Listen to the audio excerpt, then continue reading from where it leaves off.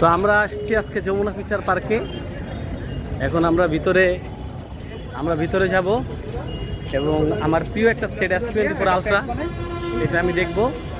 তো let's go, চলেন ভিতরে যাই।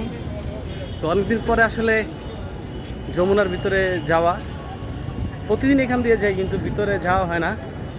তো আজকে প্রায় 6-7 বছর পরে হয়তো ভিতরে আজকে আমরা যাব। তো এখানে দেখতে পাচ্ছেন যারা লাইনে দাঁড়িয়ে আছে তারা ম্যাক্সিমাম সৌদিতে যাওয়ার জন্য অ্যাপ্লাই যারা করছে তারা ভিসা পাওয়ার জন্য তারা লাইন দাঁড়াইছে রোদ্রের ভিতরে কষ্ট করে।